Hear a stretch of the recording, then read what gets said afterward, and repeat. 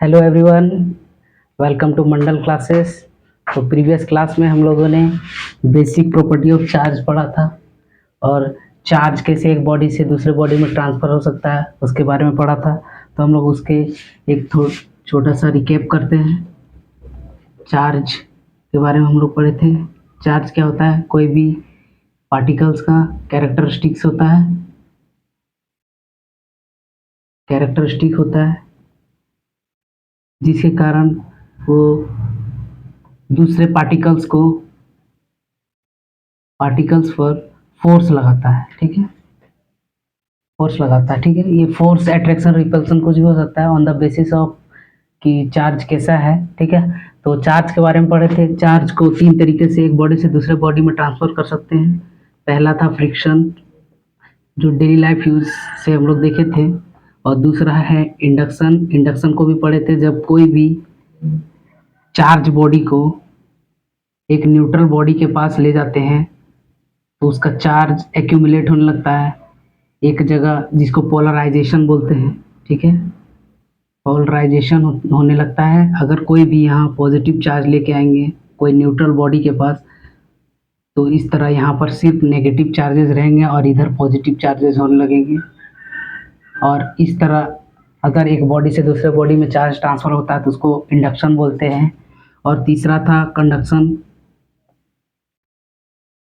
Conduction क्या था? Conduction जब हम दो पार्टिकल्स में फिजिकली इंटरेक्ट करवाएंगे, दो पार्टिकल्स को अगर एक दूसरे से टच करेंगे और उसमें जो चार्ज, अगर इसमें 4 कूलम का चार्ज है और इसमें मान लीजिए ये न्यूट्रल है, तो इसमें चार्ज ट्रांसफ़र होगा और दोनों चार्ज ट्रांसफ़र होने के बाद ये भी 2 कूलम का हो जाएगा, ये भी 2 कूलम। जब तक इक्विलिब्रियम अचीव नहीं करता तब तक चार्ज ट्रांसफ़र होता है। ठीक है, तो इसको कंडक्शन बोलते हैं, जिसमें फिजिकली पार्टिकल्स एक दूसरे से टच करते हैं। और इंडक्शन होता है जिसमें दो पार्टिकल्स को थोड़ा डिस्टेंस में रखा जाता है और एक अगर न्यूट्रल है, दूसरा पॉजिटिव चार्ज या नेगेटिव चार्ज है, उसके थ्रू होता है, उसको इंडक्शन बोलते हैं। और फ्रिक्शन सिंपली होता है जब एक बॉडी के ऊपर दूसरा बॉडी मूव करता है और उसमें जो मोशन के अगेंस्ट जो फोर्स लगाता है उसको फ्रिक्शन बोलते हैं। फ्रिक्शन अगर देखना है डेली लाइफ में, तो हम लोग जब वॉक करते हैं, बाइक चलाते हैं, या अपने पाल्म को रब करते हैं, तो ये सब में चार्जेस जो है एक बॉडी से दूसरे बॉडी में ट्रांसफ़र होते हैं। तो ये 3 फॉर्म है जिससे चार्ज एक बॉडी से दूसरे बॉडी में ट्रांसफ़र हो सकता है। हम लोग इसके बारे में पढ़े थे। और आज हम लोग को 4 टॉपिक कवर करना है। Quantization of charge, conservation of charge, electric force जिसको कूलम फोर्स के बारे में जानते हैं हम लोग, कूलम लॉ के नाम से फेमस है। और चौथा comparison of electrostatics and gravitational force. ये दोनों के बीच में हम लोग पढ़ेंगे। आज कंपैरिजन भी पढ़ेंगे और कुछ न्यूमेरिकल्स भी करेंगे। ठीक है, तो सबसे पहले क्वांटाइजेशन ऑफ चार्ज। ये चार्ज का एक प्रॉपर्टी है। तो क्वांटाइजेशन क्या होता है? क्वांटाइजेशन होता है अगर कोई क्वांटिटी को किसी फिक्स्ड क्वांटिटी से कंपेयर किया जाए। सपोज कीजिए हम लोग चार्ज का सबसे सिंपलेस्ट फॉर्म क्या पढ़े कि आउटर मोस्ट शेल में क्या होता है? इलेक्ट्रॉन होता है। ठीक है, तो मतलब अभी तक हम लोग पढ़े कि सबसे स्मॉलर पार्टिकल जो होता है चार्ज का वो इलेक्ट्रॉन होता है। ठीक है, तो साइंटिस्ट ने ऐसा रिसर्च किया और उस पर वर्क करके बताया कि इलेक्ट्रॉन को अगर हम लोग बेसिक यूनिट ऑफ चार्ज मानते हैं तो जितना भी चार्ज एग्जिस्ट करेगा यूनिवर्स में वो इलेक्ट्रॉन्स के ही मल्टीपल में होगा। ठीक है, तो इसको हम लोग बोलते हैं क्वांटाइजेशन ऑफ चार्ज। जैसे Q is equal two plus minus any. Plus minus तो खैर आता है नेगेटिव पॉजिटिव चार्ज के लिए, इसको बोलते हैं क्वांटाइजेशन ऑफ चार्ज। तो क्वांटाइजेशन होता क्या है? फॉर्मूला तो बेसिकली हर बुक में मिल जाता है। क्वांटाइजेशन होता है कि चार्ज जो है तभी नेचर में एग्जिस्ट करेगा जब वो इलेक्ट्रॉन की चार्ज के बराबर उसके मल्टीपल में होगा, उसके टाइम्स में होगा। कहने का मतलब अगर यहाँ पर मैं बोल दूँ 3.2 into 10 to the power something -6 -8 कुछ कूलम चार्ज है, तो ये कैसे हम पता करेंगे कि चार्ज एग्जिस्ट करेगा कि नहीं? तो इसको हम एक इलेक्ट्रॉन के चार्ज से मल्टीपल देखेंगे, उसके मल्टीपल में है कि नहीं, उसको क्वांटाइजेशन बोलते हैं। तो सबसे पहले तो एक इलेक्ट्रॉन में चार्ज होता है 1.6 into 10 to the power -19 coulomb. ठीक है, ये वीवीआई है, इसको याद रखना है। ठीक है, ये फॉर्मूला भी यूज होता है। तो अगर 1.6 इंटू 10⁻⁻19 कूलम एक इलेक्ट्रॉन में चार्ज है, तो यूनिवर्स में जितना भी चार्ज एग्जिस्ट करेगा, जितना भी चार्ज एग्जिस्ट करेगा वो इसी के मल्टीपल में होगा, ठीक है। चार्ज एग्जिस्ट इन यूनिवर्स, ठीक है। तो इसका कहने का मतलब है कि यहाँ पर n क्या है, n number of electrons, number of electron. अगर कोई पार्टिकल्स में कितना नंबर ऑफ इलेक्ट्रॉन है, अगर ये हमको पता है तो हम उसमें इजीली बता सकते हैं कि उसमें चार्ज कितना होगा। सपोज कीजिए अगर कोई बोल दे कि आपके पास 100 इलेक्ट्रॉन है, 100 इलेक्ट्रॉन का एक बंडल है कोई पार्टिकल्स में, तो इसमें कितना चार्ज होगा, तो हमको इजीली निकाल सकते हैं Q is equal to Ne, ठीक है। इलेक्ट्रॉन का मास हम लोग को पता है और नंबर ऑफ इलेक्ट्रॉन पता है, 100 इंटू 1.6 इंटू 10⁻⁻19 कूलम, ठीक है। तो इसको इजीली कर सकते हैं 1.6 इंटू 10⁻⁻17 कूलम, ठीक है। तो ये क्या हो गया, चार्ज को हम लोग कैसे फाइंड कर सकते हैं कोई भी पार्टिकल्स में कि कितना चार्ज है उसमें, तो उसको हम लोग एक इलेक्ट्रॉन का चार्ज से कंपेयर करते हैं, ठीक है। एक इलेक्ट्रॉन के चार्ज के अगर मल्टीपल है, सपोज कीजिए अगर कोई ऐसा चार्ज है जो इसका मल्टीपल में नहीं है, तो एग्जिस्ट नहीं करेगा कोई पार्टिकल में, ठीक है।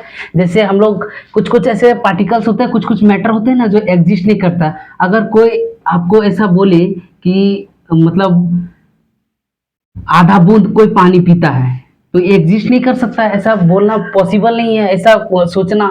इसको मेजर करने के लिए हम लोग पास क्वांटिटी है, लीटर में मेजर कर सकते हैं और भी चीजें से। तो उसी तरह जो इलेक्ट्रॉन को मेजर कर सकते हैं कि किसी पार्टिकल में कितना चार्ज है, तो उसके इलेक्ट्रॉन से हम लोग कर सकते हैं, ठीक है। और अगर इसका रेसिप्रोकल भी देखा जाए, इसका उल्टा भी देखा जाए हम लोग, तो अगर कोई पार्टिकल्स में चार्ज दिया हुआ है तो हम लोग निकाल सकते हैं कि उसमें कितना नंबर ऑफ इलेक्ट्रॉन है। सपोज कीजिए अगर एक कोई पार्टिकल है, ठीक है, सपोज कीजिए पार्टिकल है, ठीक है, तो इसमें अगर 18 कूलम का चार्ज है, ठीक है, एग्जांपल है, ठीक है, 18 कूलम का चार्ज है, तो इसमें कितना नंबर ऑफ इलेक्ट्रॉन है ये निकाल सकते हैं हम लोग। Q is equal to Ne, और हमको निकालना है नंबर ऑफ इलेक्ट्रॉन, तो इसको लिख सकते हैं Q बाई E, ठीक है। तो इसको Q कितना दिया हुआ है, 18 कूलम, ठीक है, और E का वैल्यू देखिए 1.6 इंटू 10⁻⁻19 कूलम, ठीक है। तो इसके थ्रू हम लोग निकाल सकते हैं कि कितने नंबर ऑफ इलेक्ट्रॉन है कोई पार्टिकल्स में। तो quantization of charge basic property है चार्ज का, इससे पता चलता है कि कोई पार्टिकल में कितना चार्ज एग्जिस्ट करता है, उसमें कितना इलेक्ट्रॉन है, उसमें कितना चार्ज हो सकता है, ये सब हम लोग क्वांटाइजेशन ऑफ चार्ज से निकाल सकते हैं, ठीक है। आगे हम लोग को पढ़ना है conservation of charge. Charge conserve होता है, हम लोग कल डिस्कस कर चुके थे कि चार्ज को ना हम लोग क्रिएट कर सकते हैं ना ही डिस्ट्रॉय कर सकते हैं। तो कंजर्वेशन ऑफ चार्ज के बारे में पढ़ना है। वो 11th क्लास में था, momentum, conservation of momentum, conservation of energy, kinetic energy, ये सब के बारे में 11th में पढ़ना था, ठीक है। तो कंजर्वेशन ऑफ चार्ज क्या होता है, conservation of charge means charge अगर हम लोग कोई बॉडी से दूसरे बॉडी में ट्रांसफर कर रहे हैं, तो जितना एक बॉडी लूज करेगा उतना ही दूसरा बॉडी गेन करेगा। इसका मतलब है कि चार्ज को ना हम डिस्ट्रॉय कर सकते, ना ही अपने आप से कंस्ट्रक्ट कर सकते हैं। कोई भी केमिकल मेथड हो, फिजिकल मेथड हो, किसी तरह से हम लोग चार्ज को क्रिएट नहीं कर सकते, ठीक है।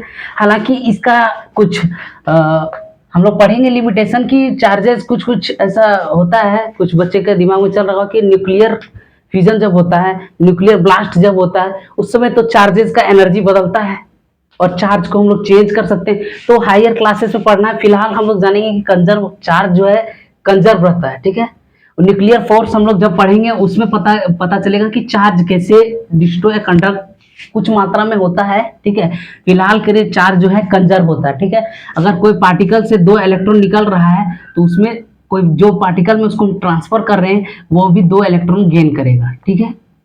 अगर ये लॉस कर रहा है तो ये गेन करेगा, ठीक है ना। तो कंजर्वेशन ऑफ चार्ज होता है। चार्ज कभी भी ऐसा नहीं हो सकता कि हम अगर कोई बॉडी से दूसरे बॉडी में ट्रांसफर कर रहे हैं तो उसमें से कुछ इलेक्ट्रॉन जो है मतलब डिस्ट्रॉय हो गया। मान लीजिए यहाँ से 10 इलेक्ट्रॉन है, तो ऐसा पॉसिबल नहीं कि वहां पर 8 इलेक्ट्रॉन जाए, ये पॉसिबल नहीं है, ठीक है। तो इसको बोलते हैं कंजर्वेशन ऑफ चार्ज। चार्ज जो है मोनो एटॉमिक चार्ज के बारे में बताते थोड़ा सा कि चार्ज जो होता है अगर सिंगल चार्ज है, ठीक है, सिंगल चार्ज है, ठीक है, तो उसको भी हम लोग एक बॉडी से दूसरा बॉडी में ट्रांसफर कर सकते हैं। चार्ज का क्वांटिटी डिपेंड नहीं कर सकता, उस पर डिपेंड करता है कि वे जो हम लोग वे पढ़े हैं, फ्रिक्शन पढ़े हैं, इंडक्शन पढ़े, कंडक्शन, कोई ना कोई वे से हम इसको दूसरा बॉडी में ट्रांसफर कर सकते हैं, ठीक है। इसको बोलते हैं हम लोग कंजर्वेशन ऑफ चार्ज। चार्ज जो है हमेशा कंजर्व रहता है, ठीक है। तो कंजर्वेशन ऑफ चार्ज के बारे में पढ़ लिए। चार्ज जो है, अगर सपोज कीजिए नेचर में कुछ 8000 बिलियन चार्ज है सपोज कीजिए, तो आज से 10 बिलियन साल बाद भी उतना ही चार्ज एग्जिस्ट करेगा नेचर में। कोई भी नेचुरल प्रोसेस या ह्यूमन इंटरफेरेंस किसी के कारण से चार्ज डिस्ट्रॉय नहीं हो सकता है, ना ही डिस्ट्रॉय हो सकता है, ना ही क्रिएट हो सकता है, ठीक है। चार्ज प्लेनेट मूव कर रहा है अपने एक्सिस पर, इतने सालों से अपने एक्सिस पर मूव कर रहा है। अगर ये अपना एक्सिस भी छोड़ दे तो इस पर, इससे भी चार्ज पर कोई इफेक्ट नहीं पड़ेगा। कहने का मतलब है नेचुरल फिनोमिना भी जितना होता है वो भी चार्ज को क्रिएट करने या डिस्ट्रॉय करने के लिए कैपेबल नहीं होता है। तो इसीलिए चार्ज जो है कंजर्व रहता है हमेशा, ठीक है। तो चार्ज हम लोग एक फॉर्म से दूसरा फॉर्म में चेंज कर सकते हैं, ठीक है। अब आगे हम लोग पढ़ना है कि चार्जेस जब मूव करने लगेंगे कोई वायर में, चार्जेस जब मूव करने लगेंगे तो यहाँ पर इलेक्ट्रिसिटी का प्रोडक्शन होने लगता है, ठीक है। तो चार्ज जो है बॉडी में फ्लो कर सकता है, चार्ज एक बॉडी से दूसरे बॉडी में ट्रांसफर हो सकता है, लेकिन चार्ज डिस्ट्रॉय नहीं हो सकता है। इसीलिए इसको बोला गया है कि चार्ज जो है हमेशा कंजर्व रहता है, ठीक है। इलेक्ट्रिसिटी के बारे में तीसरे चैप्टर में पढ़ना है हम लोग को, ठीक है। तो ये हो गया कंजर्वेशन ऑफ चार्ज। चार्ज हमेशा कंजर्व रहता है। अब हम लोग को पढ़ना सबसे इम्पोर्टेंट चीज है अभी इस चैप्टर के हिसाब से, कूलम्ब्स लॉ, ठीक है, पीपीआई है। इस चैप्टर का नोट्स आपको मिल जाएगा, ठीक है। इलेक्ट्रिक फोर्स क्या होता है, तो पहले फोर्स हम लोग पढ़ चुके हैं कि कोई भी पार्टिकल्स में अगर चार्ज है, ये पार्टिकल्स अगर चार्ज है तो ये दूसरा पार्टिकल पर फोर्स लगाएगा, अट्रैक्शन लगाए या रिपल्सन लगाए, दोनों में से कोई भी फोर्स लगाएगा, ठीक है। कोई भी पार्टिकल पर अगर ये चार्ज है तो ये तो फोर्स लगा रहा है। ये डिपेंड कर रहा है कि हम लोग पढ़े सेम चार्जेस रिपेल करता है, अपोजिट चार्जेस अट्रैक्ट करता है, ठीक है। लेकिन कितने जोर से अट्रैक्ट कर सकता है, कूलम्ब्स लॉ इसके बारे में बताया कि यहाँ पर मैग्नीट्यूड क्या होगा, फोर्स का मैग्नीट्यूड क्या होगा।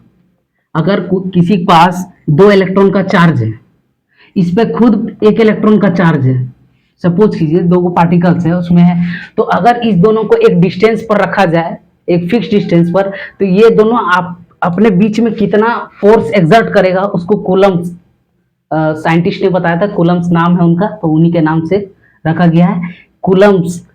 तो कूलम्ब एक फोर्स के बारे में बताते हैं जिसको इलेक्ट्रिक फोर्स बोलते हैं। इलेक्ट्रिक फोर्स यहाँ लिखा हुआ है इलेक्ट्रिक फोर्स। तो इलेक्ट्रिकल फोर्स क्या होता है, जब 2 चार्ज एक दूसरे पर फोर्स लगाता है उसको बोलते हैं इलेक्ट्रिक फोर्स।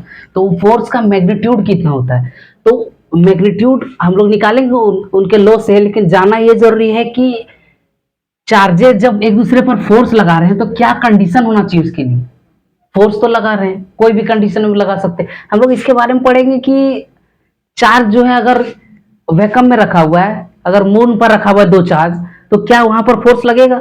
अगर अर्थ में 2 को चार्ज है, एक 2 इलेक्ट्रॉन एक 1 इलेक्ट्रॉन, कुछ भी है चार्ज का वैल्यू और कुछ भी इसका डिस्टेंस है, तो जो अर्थ पे इसका लग रहा है फोर्स, क्या मून पर भी लगेगा, वैक्यूम पे भी लगेगा। तो हाँ, आंसर है हाँ। इसको मटेरियल मीडियम का जरूरत नहीं है, ठीक है।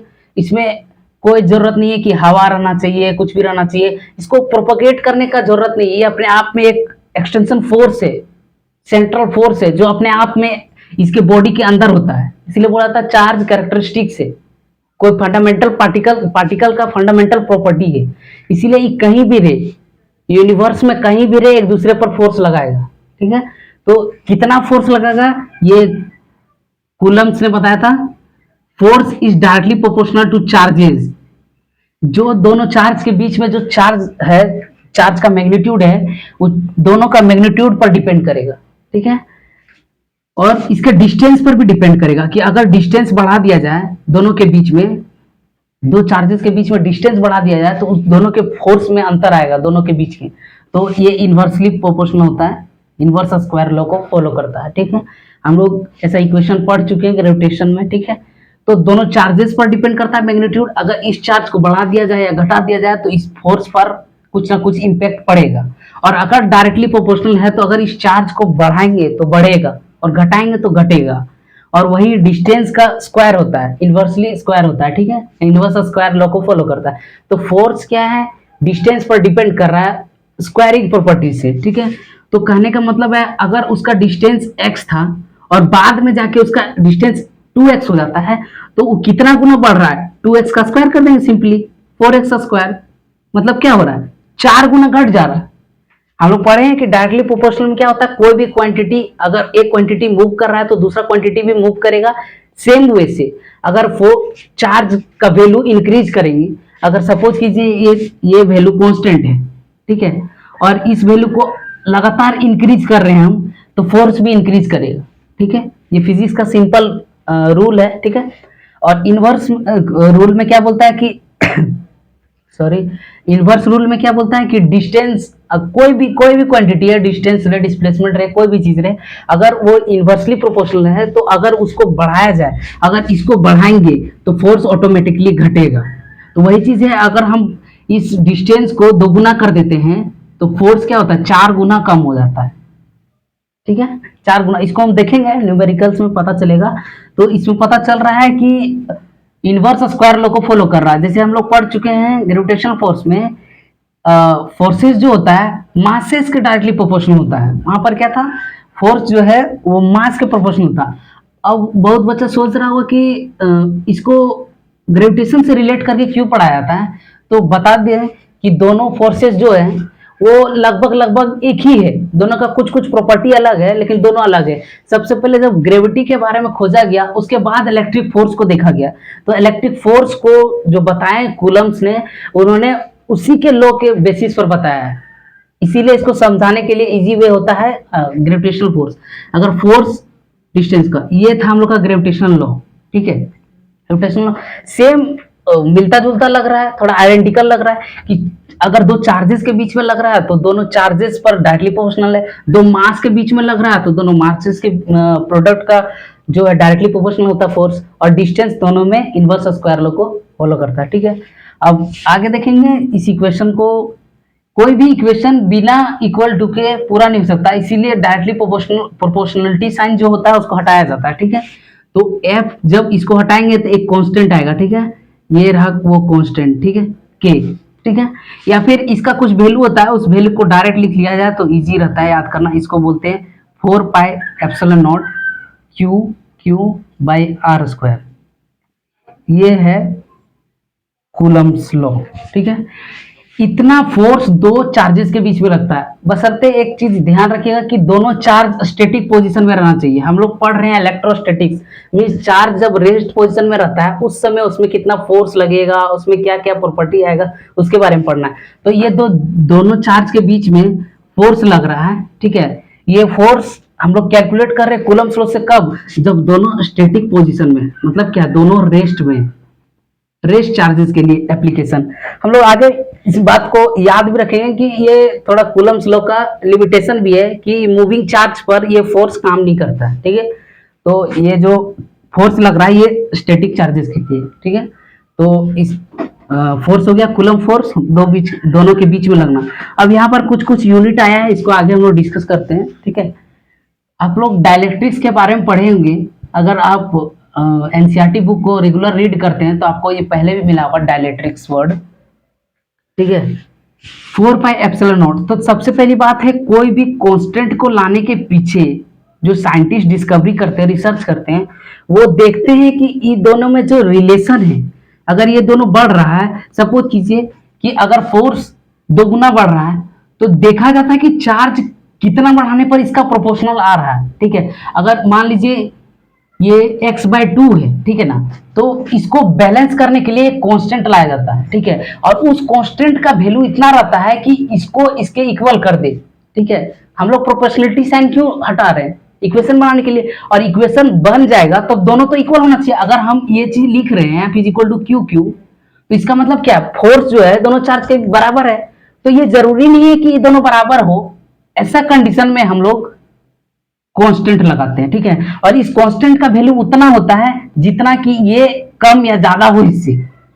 सपोज कि यहाँ 2x है, यहाँ x/2 है, तो यहाँ कितना होगा, देख लेंगे मल्टीप्लाई करके, जितना आएगा 2x आना चाहिए, ठीक है। तो यहाँ पर क्या हो जाएगा, 4 हो जाएगा, k का वैल्यू 4 हो गया। और जब ये बढ़ेगा x, मान लीजिए ये 3x है तो ये भी बढ़ेगा उतना x, ठीक है। तो बस ये दोनों में डिफरेंस होता है, इसके कारण कांस्टेंट आता है, ठीक है। तो यहाँ पर कांस्टेंट थोड़ा विचित्र सा है, आज तक हम लोग ऐसा कांस्टेंट नहीं देखे, तो इसके बारे में डिस्कस करेंगे कि 1/4 पाई एप्सिलॉन नॉट क्यों लिया गया है, ठीक है। तो सबसे पहले तो इसमें जानना है कि एप्सिलॉन नॉट क्या होता है, तो इसके लिए डायलेक्ट्रिक्स के बारे में जानना है। तो पहले 4 पाई बता, अगर चार्जेस कहीं भी लग रहा है, दोनों में फोर्स लगा रहा है, एक दूसरे को फोर्स लगा रहा है, ठीक है।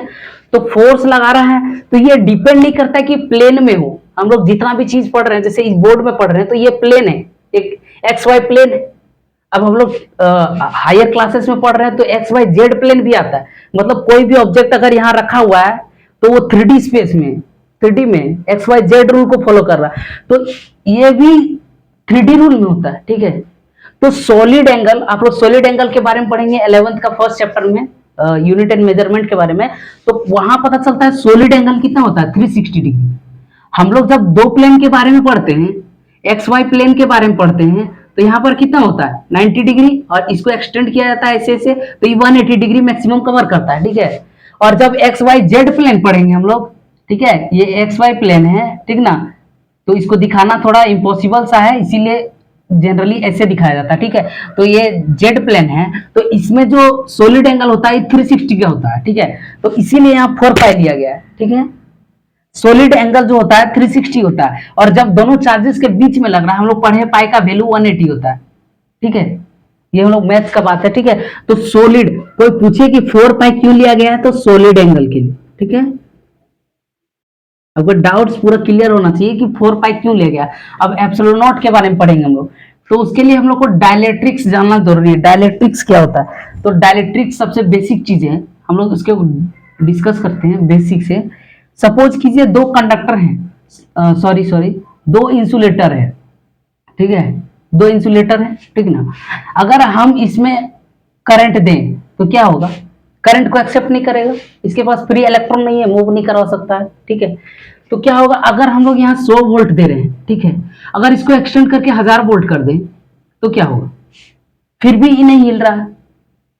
इसको बोलते हैं इंसुलेशन पॉइंट, एक वर्ड आता है इंसुलेशन पॉइंट, ठीक है। इंसुलेशन पॉइंट क्या होता है कि जब तक एक इंसुलेटर अपना प्रॉपर्टी शो कर सके, सपोज कीजिए कि आप पानी में 2 मिनट तक रह सकते हैं, तो अगर उसको इलेक्ट्रिक बेसिस पर देख सकते हैं तो उसको इंसुलेशन पॉइंट बोल दें, तो उससे ज्यादा अगर पानी में आपको रख दिया जाए तो आपको प्रॉब्लम हो सकता है, हेल्थ इश्यूज हो सकता है, ठीक है। तो उसी तरह यहाँ भी है कि इसके पास एक इंसुलेशन पॉइंट होता है, हर इंसुलेटर के पास इंसुलेशन पॉइंट होता है, ठीक है।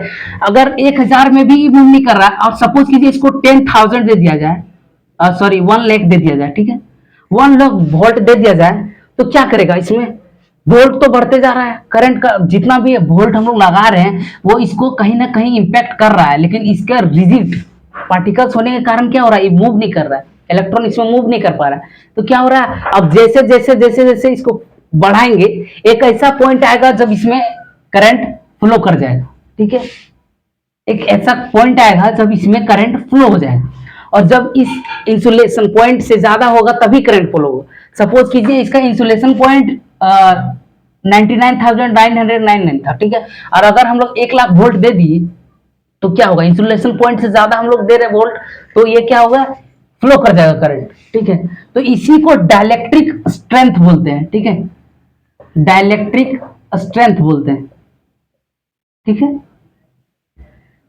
डायलेक्ट्रिक स्ट्रेंथ बोलते हैं कि कोई भी इंसुलेटर कब तक रेजिस्ट कर सकता है इलेक्ट्रिक फील्ड से। अभी इलेक्ट्रिक फील्ड हम लोग पढ़े नहीं है, इसीलिए आपको वोल्ट से बता रहे हैं कि किसी को दे रहे तो इलेक्ट्रिक फील्ड उस पर फोर्स लगा रहा बार बार, और वो मूव नहीं कर रहा, लेकिन एक ऐसा पॉइंट आएगा जब उसका इंसुलेशन पॉइंट से ज्यादा बढ़ जाएगा इलेक्ट्रिक फील्ड, ठीक है। तो जब ज्यादा बढ़ जाएगा तो इसका मतलब क्या होगा, इसका इंसुलेटर वाला प्रॉपर्टी खत्म हो जाएगा, मतलब ये कंडक्टर की जैसा बिहेव करने लगेगा। इसका बेस्ट एग्जांपल आपको देखना है तो क्लाउड्स में देख सकते हैं। क्लाउड्स क्या होता है, एक मूव कर रहा है, एक मूव कर रहा है, दोनों में फ्रिक्शन होता है, ठीक है। दोनों फ्रिक्शन के कारण चार्जेस प्रोड्यूस होते हैं, हाई अमाउंट में चार्जेस प्रोड्यूस होने लगता है, ठीक है। अब क्या होता है, बीच में जो है एयर क्या है, बेड कंडक्टर, एयर क्या है, बेड कंडक्टर है, बस। तो वोल्ट बढ़ते जाता है, बहुत ज्यादा वोल्ट हो जाता है, तो क्या होता है, एयर का इंसुलेशन पॉइंट से ज्यादा हो जाता है, तो यहां से एक नहीं, मतलब बोल सकते हैं कि चार्जेस जो है यहाँ से यहाँ फ्लो कर जाते, जंप कर जाते, ठीक है। अचानक इलेक्ट्रॉन जैसे जैसे इस पे बढ़ते जा रहा बढ़ते जा रहा बढ़ते जा रहा है, तो एक ऐसा पॉइंट आता है कि यहाँ से जंप करके यहाँ आ जाता है, ठीक है। ठीक है, दोनों अलग अलग अलग चार्जेस है तो अट्रैक्ट करेगा, लेकिन बीच में एयर होने के कारण उसमें इंसुलेटर जैसा बिहेव कर रहा है, तो चार्जेस फ्लो नहीं कर पा रहे। तो जैसे जैसे बढ़ेगा फिर एक ऐसा पॉइंट आएगा कि यहाँ का चार्जेस यहाँ आ जाएगा, ठीक है।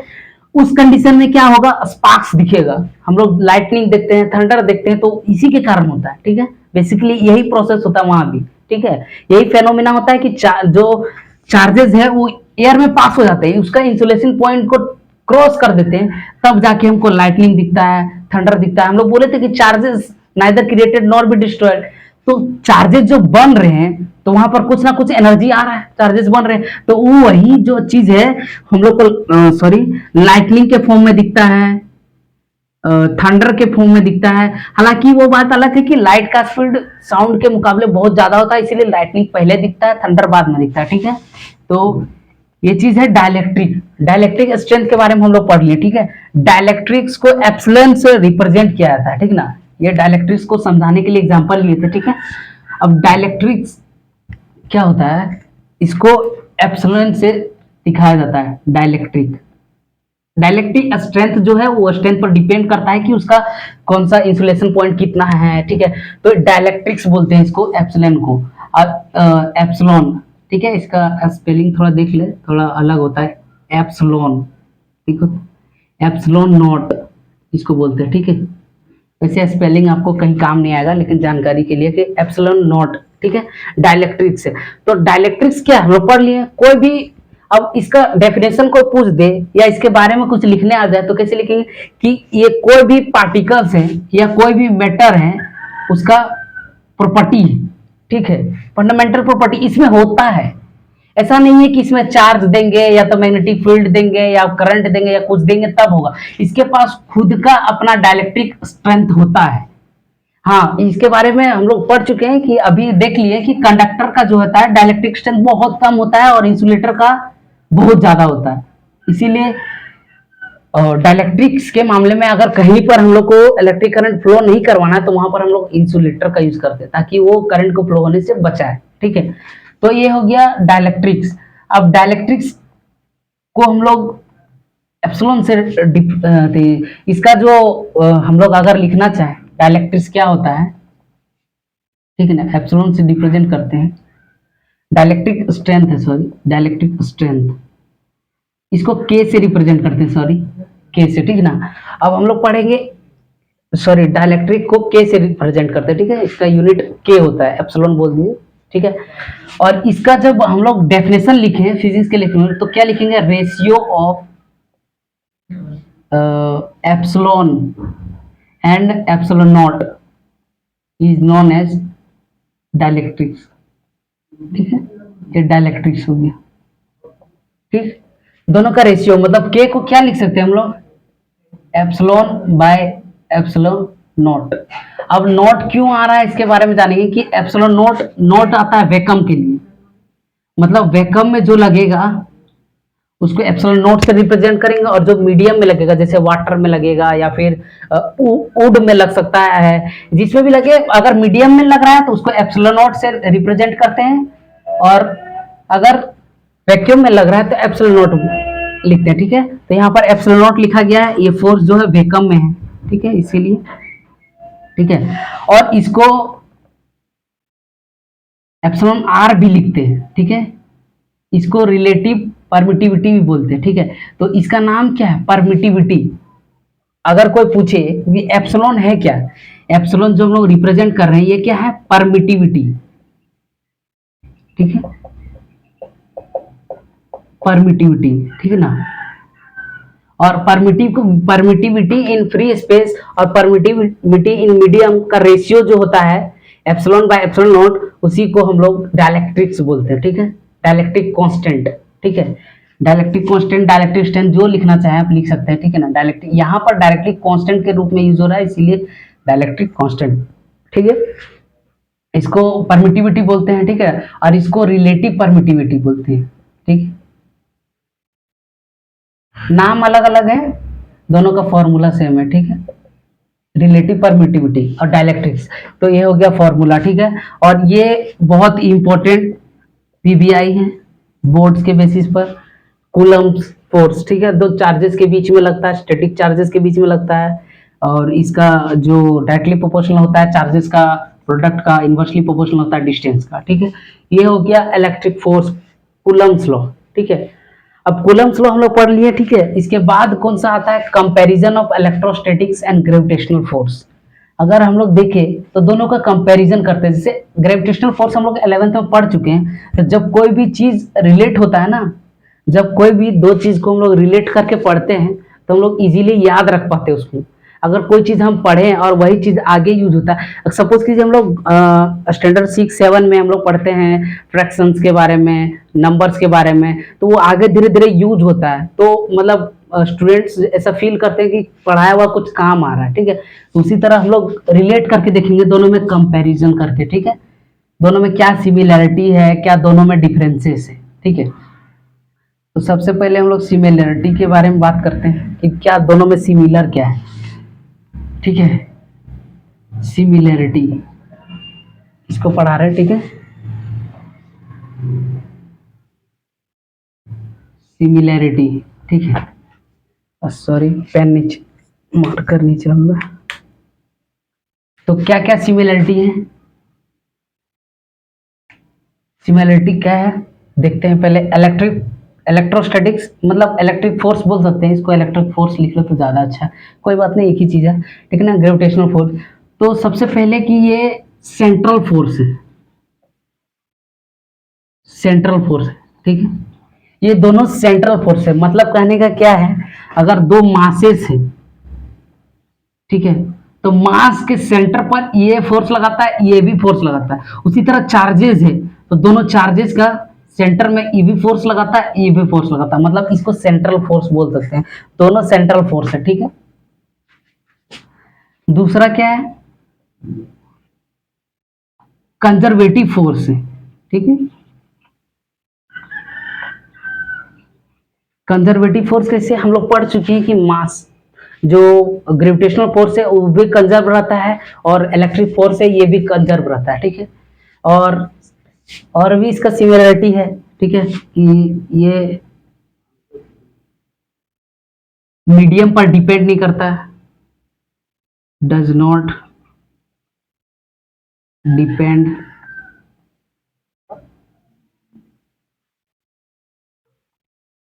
अपॉन मीडियम, मतलब लिख सकते हैं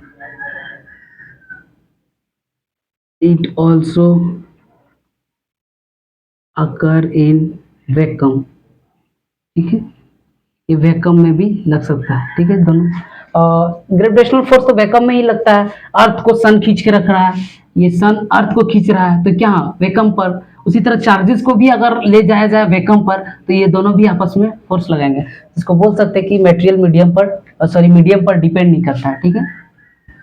और कुछ सिमिलरिटी नजर आता है, ठीक है। दोनों में सिमिलरिटी क्या है समझ में आ गया। सेंट्रल फोर्स है, कंजर्वेटिव फोर्स है, और डिपेंड नहीं करता, वैक्यूम में भी दोनों एक दूसरे को फोर्स लगा सकता है, ठीक है। डिसिमिलरिटी भी हम लोग डिस्कस कर लेंगे, ठीक है। और एक छोटा सा लिख सकते हैं उसको, ठीक है, बोथ ओबे इनवर्स स्क्वायर लो, हम लोग पढ़े, ठीक है। इनवर्स स्क्वायर लॉ को फॉलो करता है, ठीक है।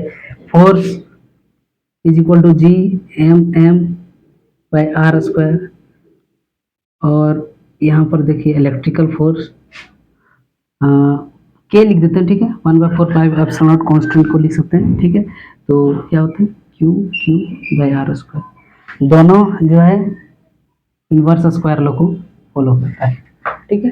तो ये सब सिमिलरिटी है, ठीक है, दोनों के बीच में। थोड़ा गर्मी ज़्यादा है, ठीक है। तो पढ़ लें दोनों में क्या क्या सिमिलरिटी है। दोनों सेंट्रल फोर्स है, दोनों एक दूसरे को सेंटर से खींचता है एक दूसरे की ओर, ठीक है। फिर कंजर्वेटिव फोर्सेस है, दोनों फोर्स कंजर्व रहता है, ठीक है। फिर पढ़े मीडियम पर डिपेंड नहीं कर सकता है, वैक्यूम नहीं करता है, वैक्यूम में भी फोर्स लगाता है एक दूसरे पर, ठीक है, और दोनों इनवर्स स्क्वायर लॉ को फॉलो करता है, ठीक है। ये सब सिमिलरिटी हो गया। आगे डिसिमिलरिटी का कुछ बात करते हैं। अगर कुछ और आपके पास हो ऐसा सिमिलरिटी तो कमेंट में बताएं, ठीक है। आगे डिसिमिलरिटी देखते हैं। डिसिमिलरिटी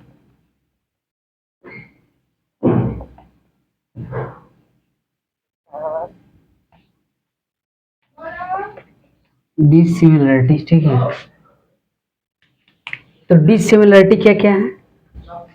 पहला, ग्रेविटेशनल फोर्स जो है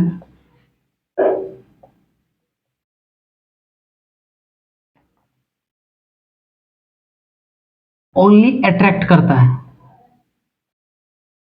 हम लोग ग्रेविटेशनल फोर्स में इसको पढ़ चुके हैं कि दो मासेस आपस में अट्रैक्शन, अगर दो मास है m1 m2 तो दोनों एक दूसरे को अट्रैक्ट करेंगे, ठीक है। रिपल्सन नहीं होता है, ठीक है, मासेस के बीच में रिपल्सन नहीं होता है, ठीक है। वहीं पर इलेक्ट्रिकल फोर्स में क्या होता है? दोनों होता है। इलेक्ट्रिक फोर्स में अट्रैक्शन भी होता है और रिपल्सन भी होता है, ठीक है। और भी है डिसिमिलरिटी और कुछ है इलेक्ट्रोस्टैटिक्स और ग्रेविटेशनल फोर्स में। तो ये समझ में आ गया कि ये सिर्फ अट्रैक्ट करता है और ये अट्रैक्ट रिपेल दोनों करता है, ठीक है ना। ये चार्जेस के बीच में जब लगता है दो चार्जेस तो यहाँ पर अट्रैक्ट भी कर सकता है एक दूसरे को और रिपेल भी कर सकता है, ठीक है। डिपेंड करता है मैग्नीट्यूड कितना है, ठीक है। इसका मैग्नीट्यूड ज़्यादा है तो इसको रिपेल करेगा दूर तक, अगर इसका मैग्नीट्यूड कम है तो इसको कम दूर तक रिपेल करेगा, ठीक है। तो ग्रेविटेशनल फोर्स और इलेक्ट्रोस्टैटिक्स में ये डिसिमिलरिटी है, ठीक है। और कुछ डिसिमिलरिटी में लिख सकते हैं कि क्या लिख सकते हैं कि ग्रेविटेशनल फोर्स है जो लॉन्ग रेंज फोर्स है,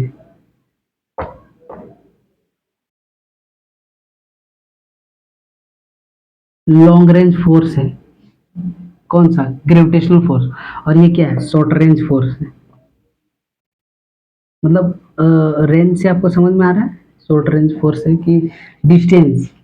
ग्रेविटेशनल फोर्स में जो है वो डिस्टेंस जो है काफ़ी दूर दूर होता है, सन से अर्थ का डिस्टेंस बहुत ज़्यादा है, लेकिन चार्जेस के बीच में बहुत ज़्यादा डिस्टेंस नहीं होता है, दोनों के बीच में, चार्जेस के बीच में।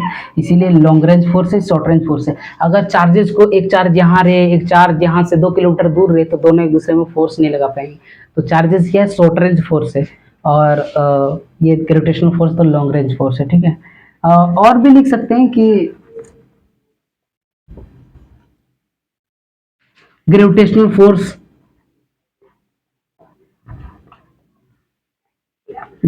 फोर्स वीक होता है, इलेक्ट्रिकल फोर्स स्ट्रॉन्ग होता है।